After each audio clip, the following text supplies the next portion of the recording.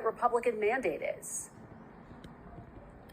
Well, the mandate are the two things that people cared the most about, which is the high costs and the open border. And those are the things we're going to start working on immediately. We've been working with the transition team on those things. Now, there are some things that the president can do as soon as he takes office in terms of making some U-turns on these bad policies of the current administration in terms of unleashing American energy, in terms of the policies with the border, reversing so many of these executive orders that were put in place 4 years ago. I expect to see the president put back in place the Remain in Mexico policy, stop this catch and release policy. And the Senate also wants to work very quickly, actually before the inauguration, on making sure the president's cabinet is in place.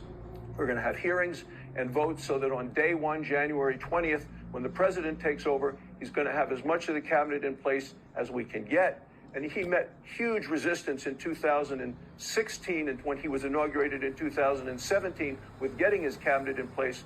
What I'm hoping is that as a result of this huge landslide victory, that we get a little more cooperation from the Democrats in helping President Trump get that cabinet in place for day one. Well, Senator, let's talk about some of those priorities that you mapped out. And let's talk about the border. I had the opportunity to talk to President-elect Trump this week about his win. He said at the top of the list, securing the border. I asked him for details. What's the price tag? He said, quote, "It's not a question of a price tag. We have no choice. There is no price tag." Ultimately, Congress will have to decide whether to give President-elect Trump a blank check. Do you agree that there is no price tag for Donald Trump's mass deportation plan?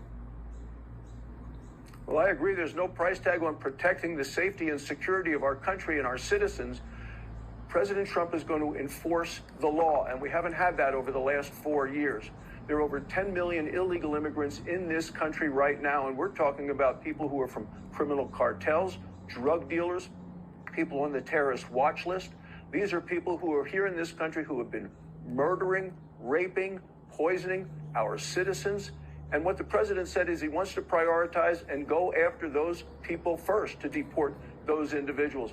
But Kristen, if you take a look, and you didn't get through this with the poll numbers, the number of people that support deporting these individuals, it is a super majority of Americans. And I believe it had a lot to do with the president's success, his overwhelming success at the polls last Tuesday. Yeah, and worth noting, not all 10 million are criminals. But let me just drill down with you, because by some estimates, that mass deportation plan could cost as much as $88 billion a year just to deport 1 million people. Senator, would you approve of a package that big, which would undoubtedly add to the national debt?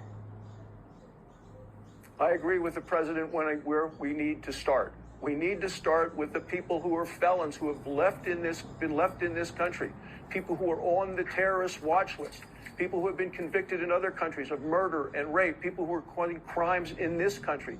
That's the place to start, and that's where President Trump is about to start. All right, let's talk about President-elect Trump's other big priorities.